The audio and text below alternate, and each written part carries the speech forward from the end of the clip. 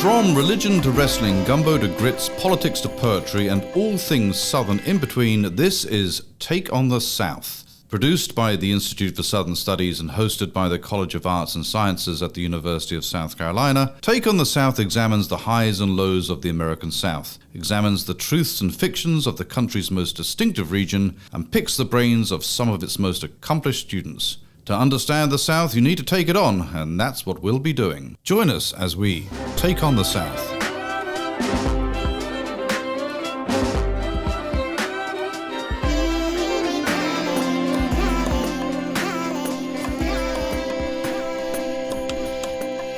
Marino Casem, longtime coach at Alcorn State and Southern University, is reputed to have said this about the importance of football in the American South. On the East Coast, football is a cultural experience. In the Midwest, it's a form of cannibalism. On the West Coast, it's a tourist attraction. And in the South, football is a religion, and Saturday is the holy day. If Casem is right, and by my own experience at the University of South Carolina, I think he might be, how and why did Southern college football to become such a passion? Why the intensity? What is it about the South that lends itself to such a focus? Is this a recent vintage, or does it have deeper roots? To help us answer these questions and others, we have with us today one of the country's leading authorities on Southern college football, Professor Andy Doyle of Winthrop University in Rock Hill, South Carolina, where he is an associate professor of history. Professor Doyle has written extensively on the history of Southern college football and currently has a book on the works on the topic. Andy, welcome to Take on the South. Hey, Mark. Great to be here.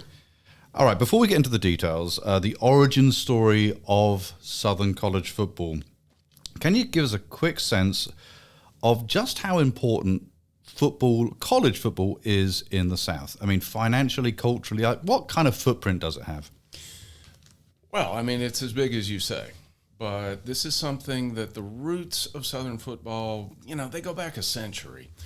But American football was actually a northern phenomenon. It was developed on Ivy League campuses. So Harvard, Yale, Princeton, Penn, mostly Yale. Yale is where basically the sport evolved, where the cutting edge rules changes transformed rugby into American football in the 1880s. Well, so there's a British origin, is that right? Oh, absolutely. Well, there we are. Without the helmets, right? There you go. Well, hang on a minute. So when they first started this in the North, did they have the helmets? There were no helmets. Nothing. Helmets basically are a turn-of-the-century phenomenon. Is that right? And helmets were optional for decades. Good Lord. All right, sorry, didn't mean to interrupt. No, Go on. It's fine. All right, so it's turn of the century, Yale, right? Actually, it's in the late 70s, late 1870s, early 1880s. Okay. Yale, Walter Camp, he was a player at Yale. He became the graduate director, was his title, and the football was not a part of the administrative structure of universities. Mm-hmm. There were semi-autonomous athletic programs that were just kind of semi-professional football franchises attached to universities, and university presidents and trustees didn't have a lot of day-to-day authority over the sport. They could nuke it, they could end it, but as far as actually bending them to their will, that's really a 19-teens and 1920s phenomenon. But football was very much a contested thing in the South because of its Yankee origins, right? So it starts in the North, and when does it sort of start to take off in the South, roughly? It comes to the South late, so football has already gotten really big before it just dips south of the Mason-Dixon line, getting to the University of Virginia. Okay. Then into the Carolinas, then into Tennessee, then to the Deep South. Mm-hmm. So by 1893, 94, all Southern teams, all Southern universities have football programs. If you want to use the word program, it was. So they're more integrated at this point with the university, is that right? These football programs, rather than being kind of ancillary like they were in the North? No. It was the same thing. Kind of thing in the South, but football had this kind of patina of a progressive ideology, that this is what a friend of mine, a historian, calls a social technology. It's a means of improving society. It's an elite sport, right? So we were talking earlier about baseball and soccer being sports for the masses. This was a very self-consciously elite sport, like, say, crew is today. And they wanted to keep it that way in the North, but the New York newspapers, right? Joseph Pulitzer, William Randolph Hearst, sensationalist journalism, they spread the gospel of football. And they spread this ideology that football is a means of inculcating leadership qualities in the future ruling class of America. And it comes to the South as part of the New South movement, right? So it's basically an urban elite and middle class phenomenon. This is in an era when 3 or 4% of Americans, males, went to universities. So this is kind of, hey, this is our sport, and ordinary workers, farmers, you need not apply. But then, of course, the desire to win says, well, we will recruit across class lines, right? So this happens across the country. But in the South, there is particular opposition from conservative traditionalists and especially evangelicals. And evangelicals wage war on football for 30 years, 20 years, certainly. And for them, it was irreligious, right? The Bible, the New Testament, the epistles of Paul, bodily exercise profiteth little. Athletics are a glorification of the inherently corrupt and sinful human body. So focus on the spirit, not on the body. But also, hey, they're concerned that young college students will drink and gamble and get into trouble and fist fights. And also, well, yeah, okay. Surely not, really. Surely not, right? Glad we've gotten over that. But so they go on a crusade. And they succeed in banning it at evangelical colleges, denominational colleges across the South. Duke, Wake Forest are two of the noteworthy casualties, but there were dozens of smaller schools. Wofford and Furman in South Carolina banned it. And a University of Georgia player was killed in a game, and we were talking about helmets before we started recording, but yeah, they didn't have helmets back then. So even though the game is much more violent today, players are bigger, faster, stronger, but you get a head injury, subdural hematoma, the best medical science could do was put you in a nice warm bed and pray for you. So evangelicals use this death to basically bolster their argument, is that right? Right. Warren Candler, the Methodist Bishop of Georgia, who's been on this jihad against football for years already, he's got a lot of pull with the Georgia legislature, and he just muscles a bill through the legislature, making football a felony in the state of Georgia, punishable by a year on the chain gang. Well, I never. Yeah. That was in 1897. The governor, a progressive, vetoed the bill, and his veto message to the legislature essentially said, oh my God, the Yankees are going to think we are a bunch of rednecks and rubes down here if we ban football. Right. So that's part of the reason why football is slow to really develop deep roots in the South, but it's also because of Southern poverty. So the South economically was just absolutely devastated by the war. And the prolonged agricultural depression, the decline in commodity prices for decades after the war. And modern sports, spectator sports, where you're charging admission to support a professionalized, baseball team or college football program that depends on revenues like this. And the South just does not have the essentials there. The transportation networks, right? Largely rural, right? largely rural, so the cities are much smaller, and there's just much less disposable income in the South to spend on a luxury like commercial entertainment. So you see the South, and teams were just terrible. They were awful. Is that right? The University of Virginia declared themselves Southern champions. Well, they basically are the only, one of the half a dozen teams in the South. How cavalier of them. Yes. In 1890. Yeah, absolutely. And so they're going to take on the champions of the North, right? Princeton and Penn. And they go up and they play Princeton and Penn. They field their third stringers. And I think Princeton beat them 72-0, and Penn beat them 116-0. And in each case, they invoked kind of the Little League slaughter rule, and they quit midway through the second half. Oh my goodness! And you see this couple of decades of futility. Southern teams going north, getting spanked, and coming home. So Southern teams get competitive, really, with Northern teams. At least they don't win against big teams, but they don't get destroyed. Right. And it's only really in the 1920s Okay. that we see Southern teams start to become competitive. Okay, so how did basis. they become competitive? Because, I mean, that's a pretty quick transition. They're getting spanked, 170-0, and then, 25 years later, they're becoming competitive? Yeah. So what happens in between? One, they hire Yankee coaches. Oh, there you go. All right. They hire good coaches from the Ivy League schools mostly.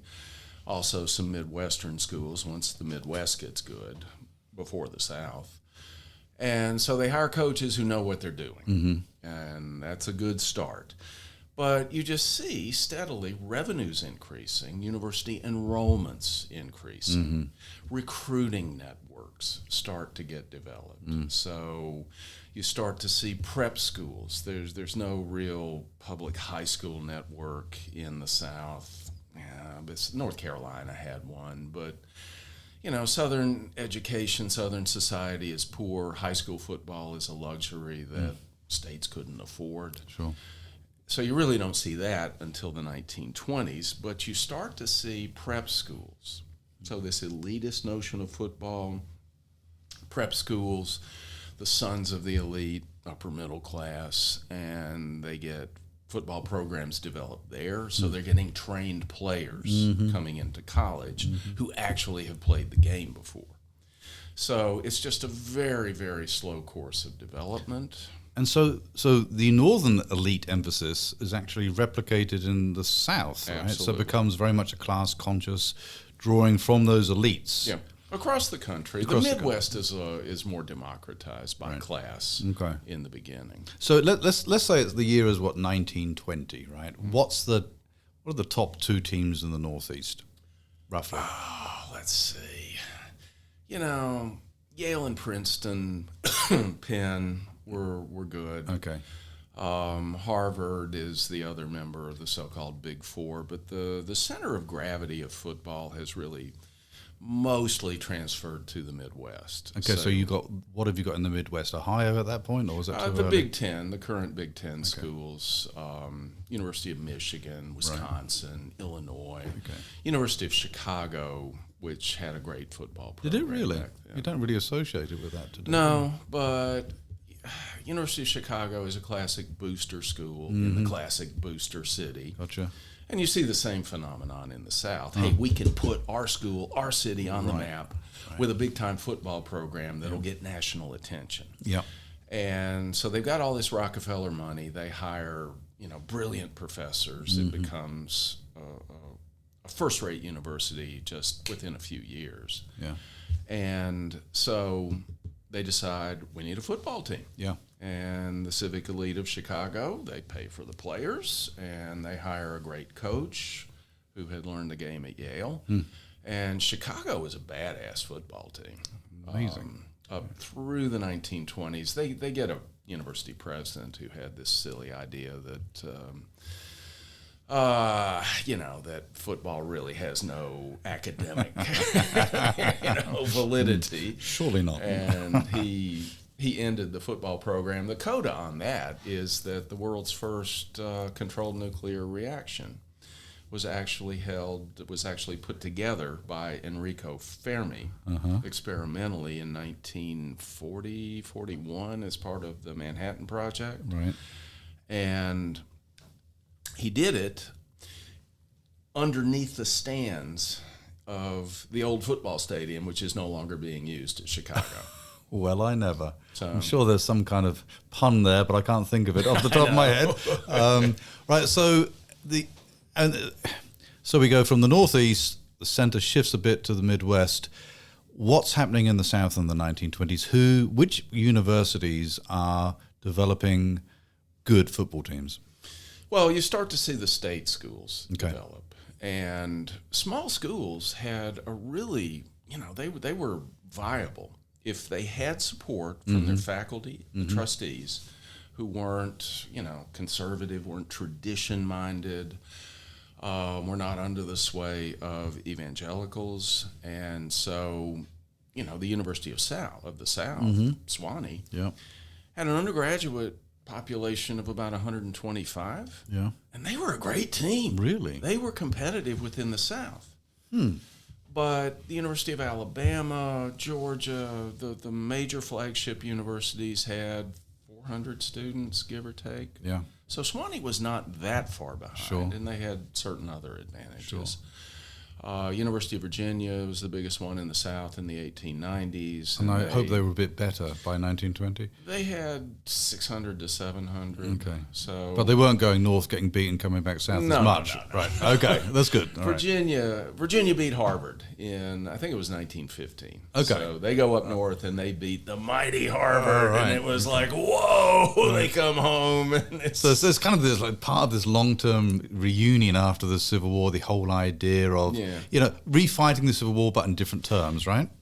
Well, that's the thing about football, is that it was very much a function of the New South movement. So it comes to the South not as a kind of assertion of Southern identity, of refighting the Civil War, going kicking those Yankees' asses.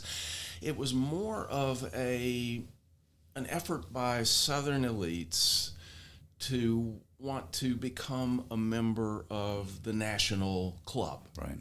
That, we have more in common here at the University of Virginia or Sewanee or Vanderbilt with our fellow members of the elite from the Northeast than we do with any, broke-ass redneck farmers around here. Sure. So it's a kind of... But there's also, you can never get away from the idea that if we beat these guys on the football field, this will be great. It's redemption. Right. So it's this kind of, two cultural currents kind of running at cross purposes. It's complex stuff, isn't it? I mean, you'd think it'd be straightforward, but it's really not. So I'm going to ask you the clumsy question, the kind of question that historians hate to answer, but nonetheless people are interested in it. Fire away, dude. It is...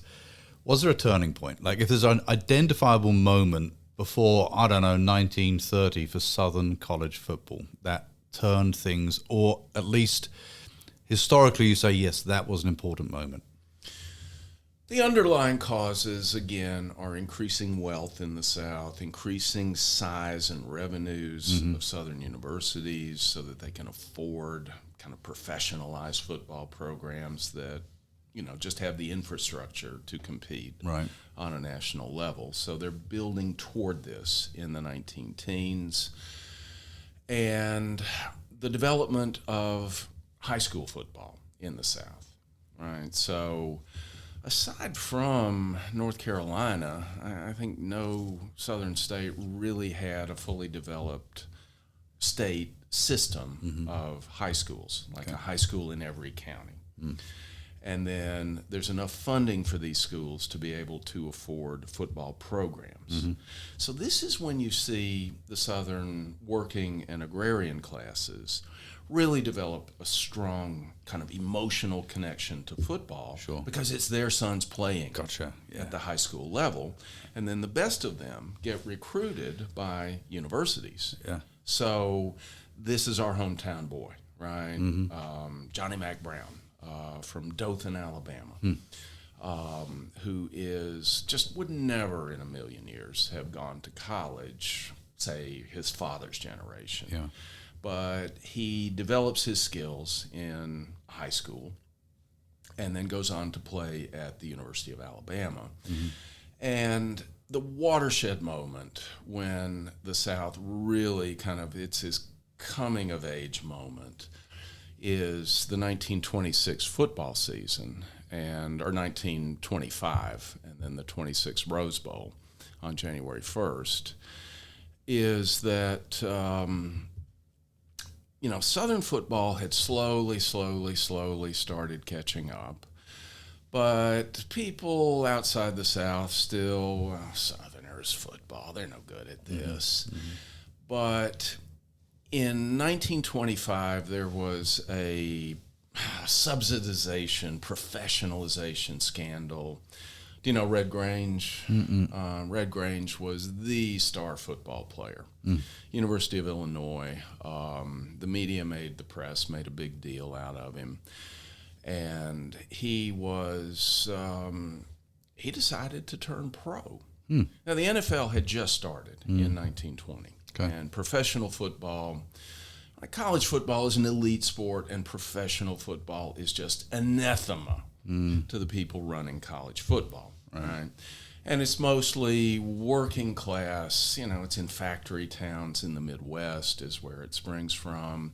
It's mostly ethnics, the children of immigrants. They're Catholics mostly. So it's very, very low on the social spectrum. But Red Grange gets an offer from the Chicago Bears that is just killer. And so he turned pro literally the same day, right after he played his last college football game, and then goes on a tour with the Chicago Bears. And this is a massive scandal. So, look, everybody knows college football players are paid, right? Scholarships were illegal. Right? Any form of payment to an athlete for his athletic services was against the rules. Because, hey, if you need the money, you shouldn't be at our university, right? You shouldn't be playing. Part of the elite echo, right? Yeah, exactly. So we've, pretended, but the Grange thing became a national scandal. Now, the Rose Bowl was the only bowl game back then. It was the big January 1st game. Right. And so a lot of northern teams got gun-shy about playing in the Rose Bowl because somehow postseason games like that were grubby, were money-grubbing, were too professional. So you can charge money for 10 games a year, but accepting money for playing in a January 1st game was, of course, completely beyond the pale. Yeah, right. So they invited 3 northern teams to the Rose Bowl, and they all turned it down. So they're like, "Oh my God, who can we get?" And Alabama. So Alabama goes to the Rose Bowl through this weird kind of serendipitous combination of events, and they're a 2-touchdown underdog. I mean, it's nobody expects Who are they playing? them. University of Washington. Okay. Right. And Alabama falls behind 12-0 in the first half. They're just getting rolled over. And everybody in the South, and there's all of these telegraph hookups. So there's no national radio yet. So you would get the play-by-play delivered to, basically movie theaters across the South would set this up and charge admission. Right. So you've got all of this, and then in the state of Alabama, it's done publicly. So in the downtown areas of Birmingham and Montgomery, you've got, these crowds gathering. Here's our hopefuls, Right. We've got our chance, put our mark. We're really good at football, and we're going to show those guys. And oh, my God. And then Alabama just comes storming back in the second half. Wins the game 20-19. First national championship for the South. Wow. And from that point, you see, this development that has taken place very slowly, stepwise, over the decades. So you see this flood of Southern teams all of a sudden. Oh, yeah, we're really good. So the 1920s is really when this shift occurs. Okay. When football gets, nationally competitive for the first time, and when the kind of deeply rooted devotion to football across classes. Now, of course, this is Jim Crow. Right. So black college football is even slower to develop. Again, it's finances as much as anything. And so the Jim Crow element is something I want to talk to you about, because plainly that integration moment is going to impact the quality of the game. It's going to become a better game, right? But absolutely. But how did it work in the South? I'm assuming that Northern college football teams integrated earlier, therefore probably did better as a result of integration. Is that what motivated the South, or am I wrong in that assumption? What was Bayard Rustin's line about Jim Crow exists in the South and James Crow exists in the North? Fair enough, yeah. So Northern universities, many of them held the color line until after World War II. Okay. Yale and Notre Dame, two, perennial powerhouses, recruited their first black players that's right around 1950. Really? And very often what you would find is that a school would recruit one black player, and he'd play well. They didn't recruit black players unless they were potential stars.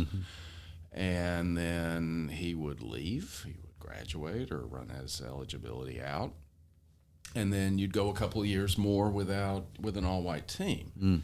So you saw some programs in the North. Syracuse was well known. Boston College was another one for, consistently fielding integrated teams. Right. But again, most teams in the North only had a handful of players. Now, the dam starts breaking in the North after World War II, right, for obvious reasons. And you start to see the cracks in Jim Crow in the South. Will Southern teams deign to play racially integrated teams in the North? They would not let them come south, right? So the question was, would they go north to do it? Would they go north, or would they insist on what was known as the gentleman's agreement, that the coaches would agree to this beforehand? You've got a black player, one or two or whatever, sit them down. They cannot play against us. And sometimes the Southern teams, they would sit down an equivalent player. They would just come up with a hamstring injury. So this gentleman's agreement works, but, again, in the post-World War II environment and the quickening pace of the civil rights movement, you do see Northern teams just saying no. And then you see some programs in the North, they go whole hog. They start recruiting black players.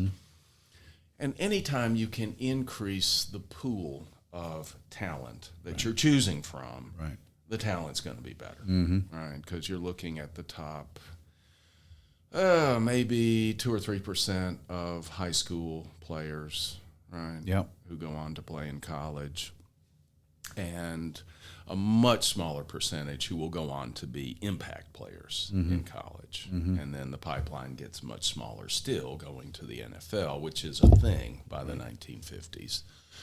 But what impact did this have on black schools and their teams? Did it affect them? That is to say, the black football teams, the leagues, their talent is being siphoned off by larger universities, right? What's the impact on their teams? Black college football was much slower to develop. Again, financial reasons being primary in this. But, they start to get really good in the 1950s, and then all these northern coaches come south. Right.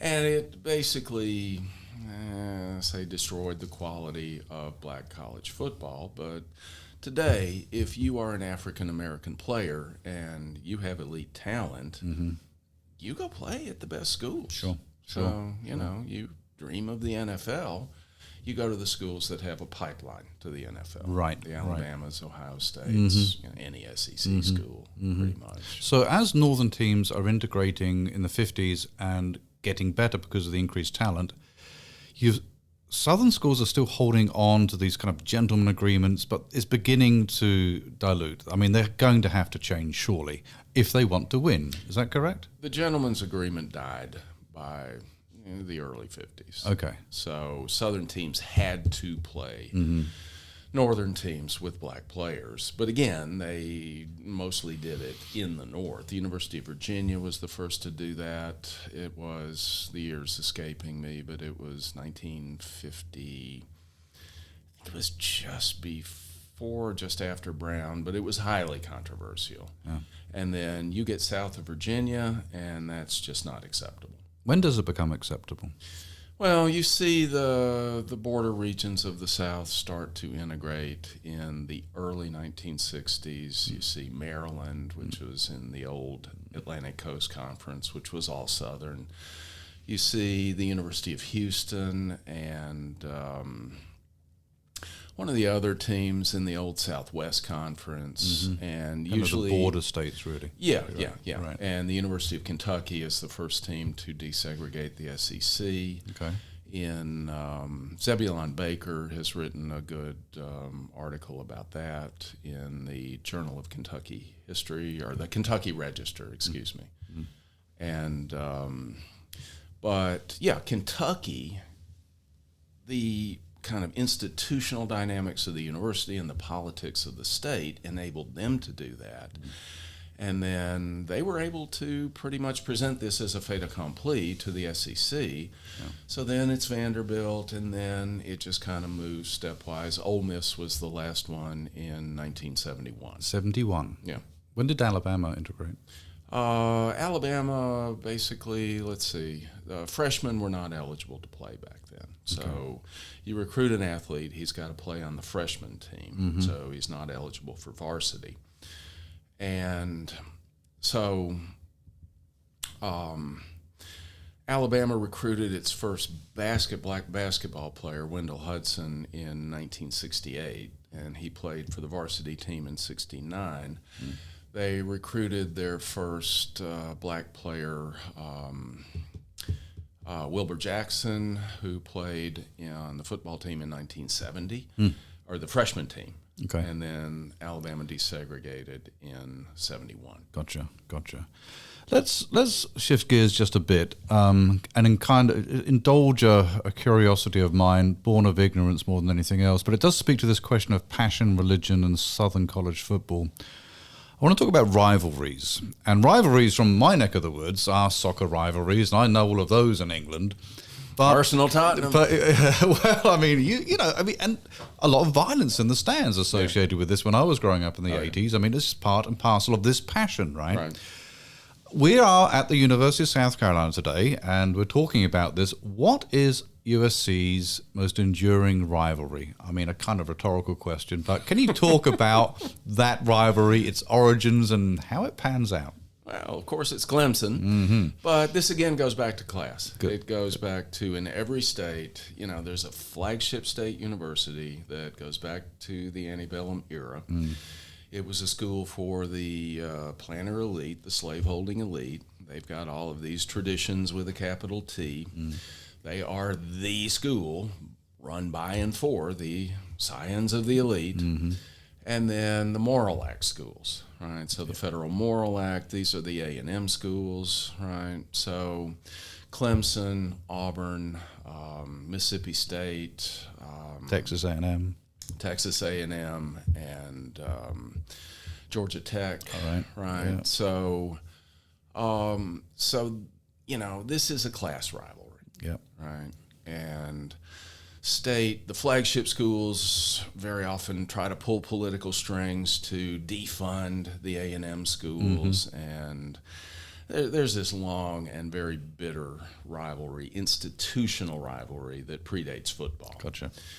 And so you see this, the Alabama-Auburn rivalry. And really, I mean, it's not the working class versus the elite. It's basically two competing factions of the elite. Sure, right? sure. So it's the traditional elite versus the aspirational, elite of engineers and Well, it kind of marks in, ruling class, ruling elite versus a aspirant bourgeoisie. Right? Exactly. There you go. Exactly. There you go. Bring some marks into Southern football. All right. There you go. Trump me on the Marxian card. All right. So I'm getting the back. So the rivalry is the football rivalry is predated institutionally with these class dynamics. When does the football rivalry start between Clemson and Carolina? Oh, pretty much when football started. So this immediately transfers to the football field because this is, there's a scorecard, right? Yep. Who's the winner? And this is a way for the upstart aspirant bourgeoisie to show the other guys that they're better, at least on the football field. And the A&M schools, the more less traditionally minded schools, are the ones who are, generally speaking, more open to this Yankee abomination coming south. Right. Which is why Auburn had the best football program in the state of Alabama. And Alabama's faculty, including the governor, who was the president of the board of trustees, and he just said, we don't want this at our school. And this is why Auburn was very good for 20 years, the first 20 years between 1890 and 1910, roughly, and Alabama wasn't. So because they shared the agricultural schools shared that progressive sentiment that was emanating from the north, they tended to do better. Is that true in the case of Carolina Clemson? Actually, neither of them were very good. Is that right? But Clemson, Carolina, look, the faculty and trustees at Carolina, they if you want to try to get a scorecard and figure out the most tradition-minded flagship universities in the South, right. USC's got to rank right up there near the top. Is that right? At least back in the day. Right. And so Clemson had the good fortune of hiring John Heisman as their coach. Now, Heisman is the most overrated coach in college football history, and I will die on that hill. But Heisman was probably the third best coach in the South, and maybe the 20th or 30th best coach in the nation, because the best coaches were in the North. Right. If you were a great coach in the South, like Pop Warner was, he spent a year at UGA and said, "I'm out of here." There's more money, more prestige, more media, more of everything in the North. So if you got the chops, you go north. Right. So, but Heisman, he was a good coach, and he built, a legit program at Auburn between 1897 and 1900, and then he got in a snit with the newspapers in Alabama, and he didn't want to fight against the newspapers and the state's elite, and they regarded him as a petty bourgeois Yankee interloper. And he was not a gentleman. Right. He had known Walter Riggs, a professor at Auburn who had moved to Clemson, and Riggs asked him, "Hey, you want to come here?" And Heisman's like, "Hell yeah, I'm out of here." And he built Clemson from basically nothing to a school that could beat Carolina. And they did in 1902. They played annually at the State Fair in Columbia. And so, yes, the Clemson boys beat Carolina. The Carolina boys did not like that at all. And so this is all about honor. So we see the remnants of the ethos of honor in the South. And the Carolina boys said that the Clemson students had besmirched their honor. And Clemson students took exception to that. Now, this is at a time when most universities in the South, the state universities, were military schools. So the Clemson students show up here, several hundred strong, right here on the campus, right there outside the Horseshoe. It was right on Pendleton Street with their swords, their sabers drawn. I do. And the coach at Carolina, Christy Benet, had been at Virginia. He was a good coach, and he was from a very good family, and he knew the language of honor, and he found a way to talk both student bodies down off the ledge. Honor was satisfied. The Clemson students left, and this was the potentially bloody riot that never was in 1902. My word, how things haven't changed, really. 2004, there's some riot here, right? Exactly. So just in terms of, I mean, looking back on it now, was there ever a point when Carolina was dominant in that rivalry with Clemson? I'm afraid.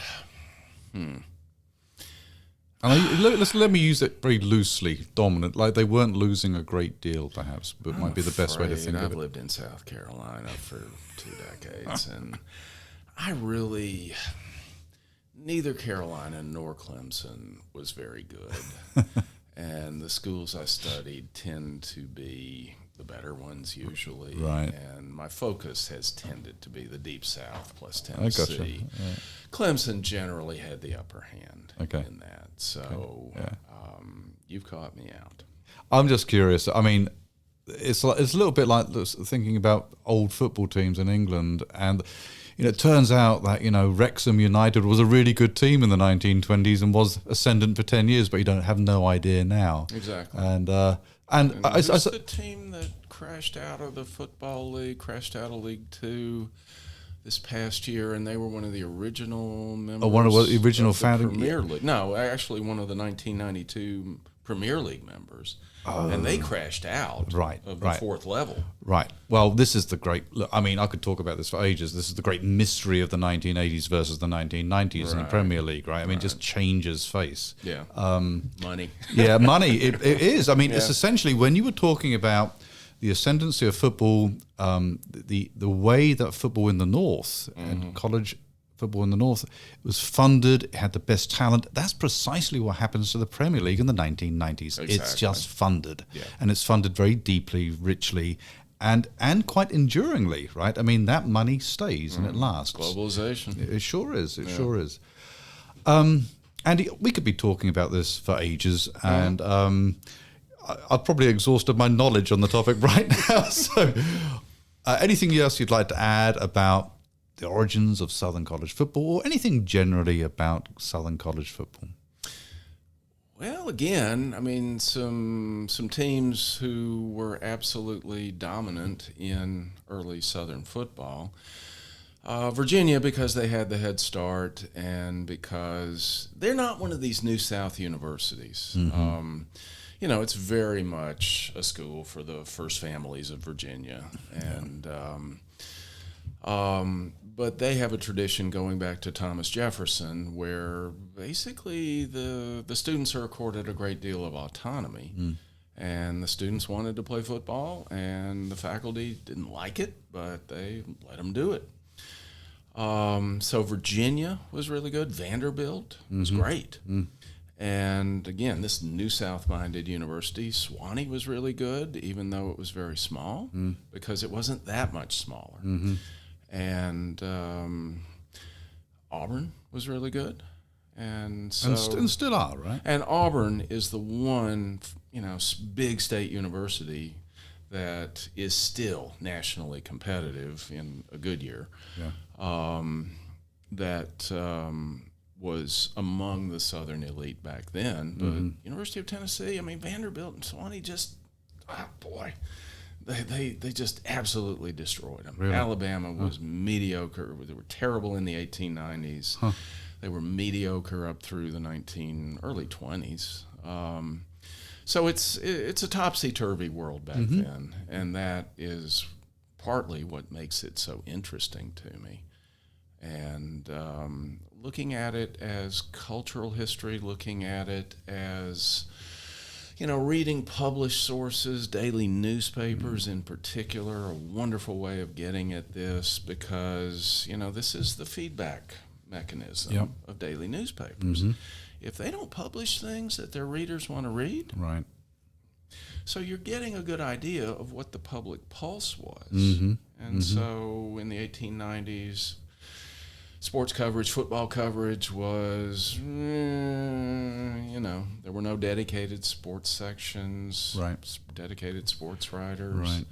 So it's just a completely alien world relative to what we know today. Yeah. Yeah. Which makes it just catnip to a historian. Sure. I'll conclude by reminding both of us that I first heard you talk about this about 30 years ago, and I was absolutely fascinated by what you had to say, and I remain fascinated today. Andy Doyle, thank you for being on Take on the South. Absolutely. My pleasure.